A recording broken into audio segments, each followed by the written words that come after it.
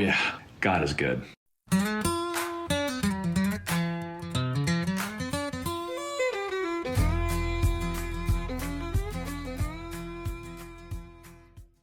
Shifting gears a little bit into adoption.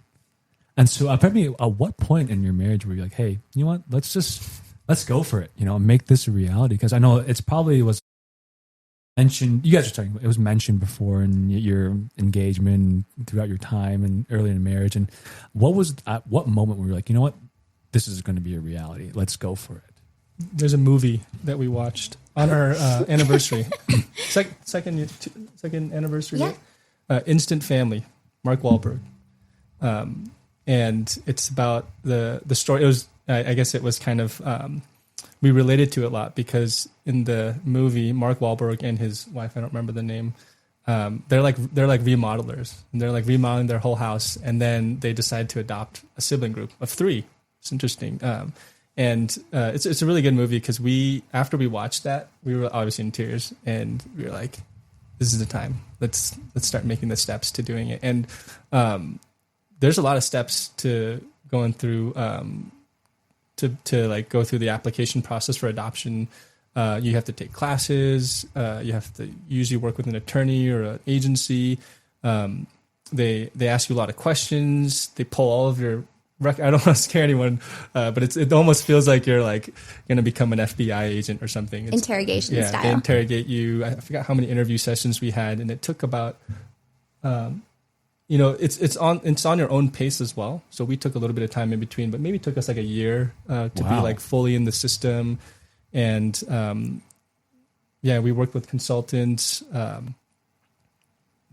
Wow. So like it took a year. If you guys don't mind, maybe just like maybe detailing a little bit, like what are some of those steps you guys had to take? I know you the interviews and the background checks, but like kind of maybe just briefly from like what were some of the like points you had to hit within that year? So yeah, first it was like the application, which is some of that background check stuff. And then you get into waiting to complete a home study. Okay. And the home study is kind of where they get to know every detail about you. So do they send someone to your house? You're assigned a social worker. And then usually, I think we had about 8 sessions with her where she would just ask us different questions about our background. And then that gets sent to the state. And then they approve you to now adopt. And so then you're in the waiting phase. And that's when you can work with a consultant. You can work with a consultant earlier. But you can work with a consultant that works with multiple states. And I will preface this by saying our first adoption, we were in the domestic infant program, meaning that we were open to a newborn. Okay. At that point, I think 0 to 12 months. Yeah, one like thing that we had talked about since we were only 2-3 years married at that point was we wanted to adopt a child that wasn't older than our marriage. Because we thought it'd be a little bit weird if we're like, you're 5, we're only 2 years married. So at the time we were like, okay, that means that we would be in the infant category. And home study, I think it sounds like they go in and like inspect everyone thinks you got to clean your house, make everything childproof. That's probably more, I think, for the foster, program, because they want to make sure there's not like scalding hot water and the doors are not weird and you have enough bedrooms. It's more that they're like, there's a social worker working with you. They're getting to know every detail about you. And it's all the intent is good. They don't. There's a lot of abuse that has happened in the past with adoption and foster parenting, where like, and so they're just trying to do their due diligence. And so it's the hard part is that like, if you have your own children, no one's scrutinizing it and interviewing you and saying you're approved to have children. But when you're in the adoption process, the state is putting a stamp of approval saying that. You can, and you have to renew it every year and go through the process again. It's expensive, time consuming. We had to get letters of recommendation from our friends. They reveal all your finances, counseling, medical, so that, and domestic infant adoption has a process. International is actually even more rigorous. Wow.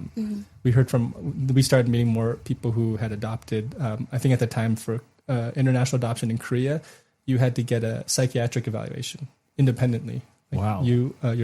Each spouse. I think even if you were on any sort of antidepressants, they would disqualify you. Really? And I don't know what country that was, but I remember Yeah, hearing there were some countries that are very strict. very strict. So Wow. Okay. So when you guys got to the like point where you guys were approved and you guys were open to, you know, like, I guess like, what was it called? The domestic? yeah. So like in the U.S. Okay. The U.S. Okay. Yeah. So when you guys were approved for that, what was the process going and you know, meeting, let's say your first child, and first child's name is Luke, right? What was the process and like, how did you guys meet and what was kind of that like? What was that kind of like? Yeah, maybe let's preface when they told us that once you're approved, you'll be in a book. We were going to be in a book with our agency with 60 other families. Okay. And they said that the average time is about 18 months to get matched with a family and have a child. And they said that, well, it's first come, first served. So you're at the back of the book. And, we'll, you know, when there's families that looking to place their children for adoption, we'll let them look through the book. But obviously you'll be in the back because you guys are just approved.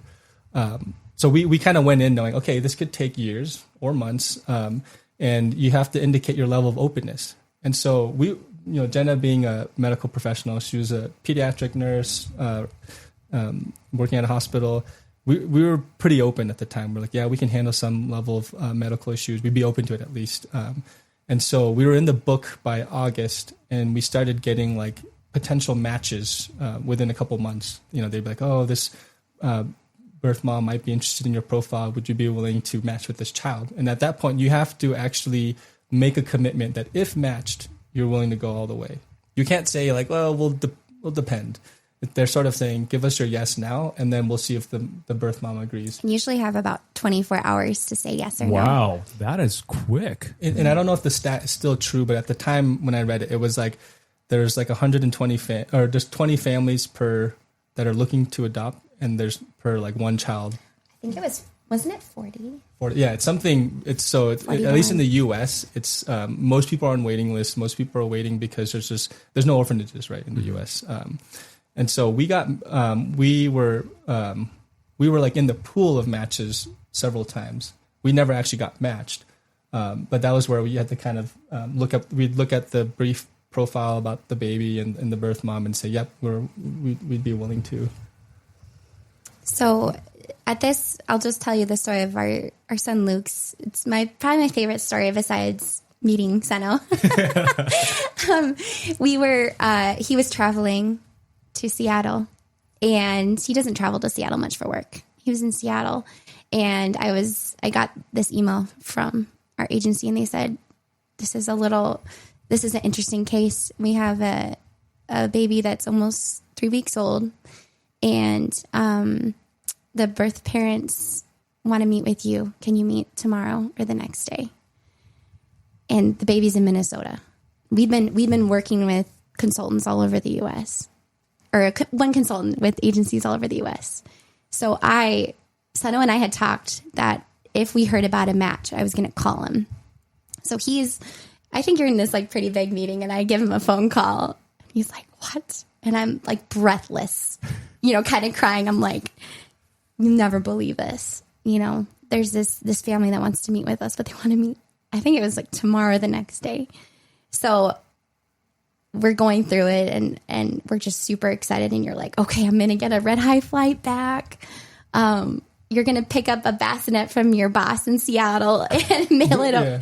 We had some supplies, but we didn't have everything.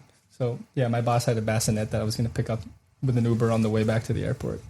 So I pick him up. He had no sleep. I picked him up at like 7 a.m. We drive 2 hours north to meet our son's birth parents. And there's no guarantee. We're just meeting. And I have never been so nervous in my life to open a door. And they were the most lovely people. And our social worker was there, and we talked about our background and who we were. And we just kind of delved into a lot of things. And then the social worker brought us into separate rooms to kind of debrief. And then we came back together, and Luke's birth parents looked at us, and we thought they were going to like meet some other families or whatever. And they said, would you be our son's parents? And it was just the most beautiful moment of my life. And they had actually looked through, you know, we kind of asked why us, and they had looked through I don't know, was Is it? it 37 profiles and only wanted to meet with one family? We were used to birth parents looking at like maybe 20 of them and wanting to meet 5, kind of like winnow down. But so we thought that was incredibly like unique that they only wanted to meet us. It wasn't even, yeah. So then they were like, when do you want to bring him home? And we're like, tomorrow? Like when? Like what's the soonest? Like we want him home with us. So we went to pick him up in a snowstorm, and actually like the paperwork just didn't get through. So we were waiting by a coffee shop, making our baby registry list, like putting Target orders in. We picked up the car seat that day too. We went to the car seat store, and they're like, oh, well, this model will come in. We're like, we need it today because we're going to meet our son, and they were like, oh, everyone's so excited about it. But it was a whirlwind. And my friend who has now 4 boys, we had seen them 2 weeks before, and she goes, I feel like I need to give you these diapers and bottles and boy clothes. It was boy clothes. She's like, I only have boy clothes. I'm sorry. She's like, just in case it happens soon. And, most families wait a lot longer than we did. So it just felt very providential. Wow. But meeting him was the most incredible thing. Like, what was kind of like your feelings at that time for you guys? Like, what was like that first time meeting? Like Luke. He was so much smaller than I had imagined. And for some reason, you just think the baby's going to be like, I guess, bigger. He was so little. He was only 3 weeks old. We listened to, was it First Day of My Life, I think, by Bright Eyes. Obviously tearing up to it. And he was very calm.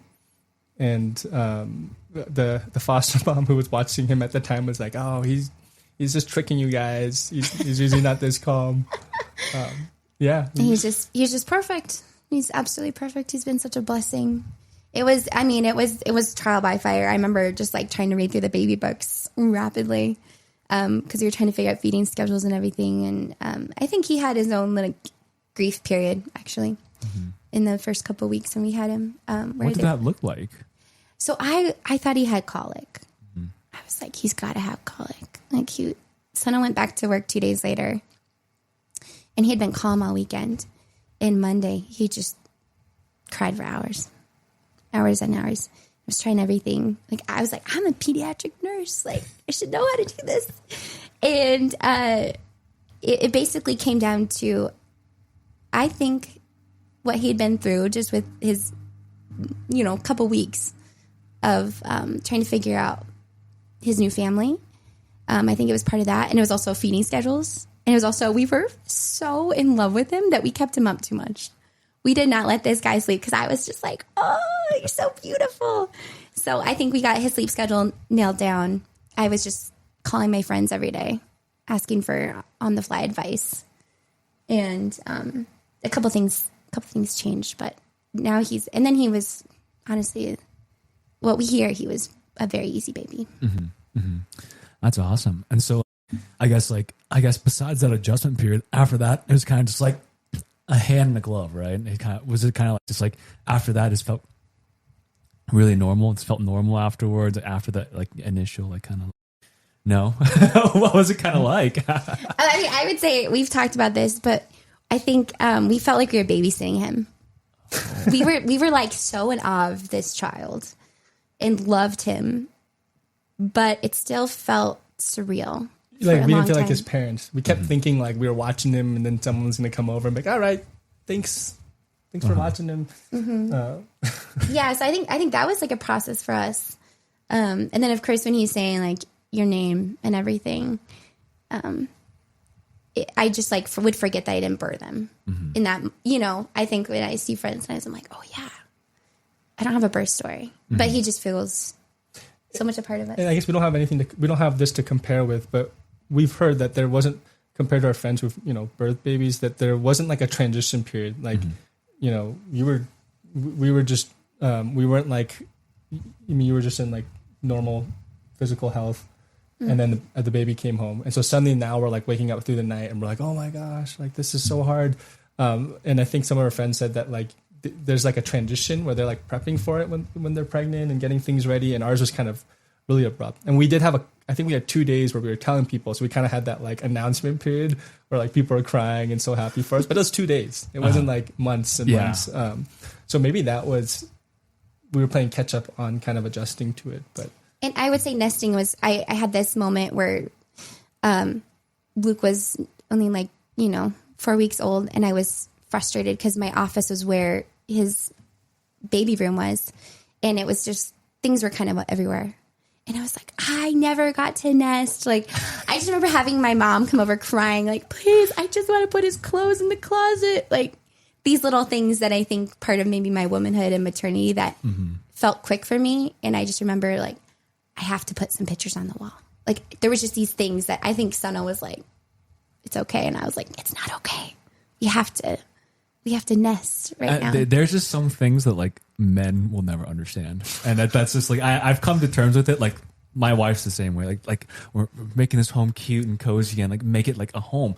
And for me, I'm just like pragmatic mind. Like sure, like cool, or like do we really need that up there? And then she's like, yes. So just coming from a man's perspective. I'm sorry to probably understand. We will never know, like making it home, but but I appreciate like coming home and like, wow, actually feels really nice in here. Like I feel comfortable, feels like a home, it feels like a nest. We're coming home to our nest, like, and that's not because of us. It's because of our lovely wives, and so I think that's really really beautiful. And so maybe like at what point did it feel a little more like normal, like getting adjusted to things, and like the really like that maternity, I guess, like feeling really just came out, and really at that point like felt like, hey, like this is no longer just babysitting, but this is truly our family. I would say like we fully settled in it about when Luke was 1, but I think about 6 months. Like I think he was starting to say our names about 4 or 5 months, and that was when he said Appa to you, and I just remember I was like, oh, that's us. And Appa's it means dad in Korean. Oh, okay, yeah. Okay, dad in Korean. That's beautiful. Okay, and so how old is Luke now? He's 2.5. 2.5. Okay, so within that time period, I'm guessing you got, and then you guys adopted 2 more. So what was kind of the journey there? At one point, you're like, you know what, we like let's keep this going. So I had my 3rd and 4th surgery with for infertility in January of 2024. Yes. And at that same time, we had discussed restarting the adoption process. We said, Lord, here, like we desire siblings for Luke. Here we are. We'll see what your plan is. And then I think we actually didn't really start the application until June or July.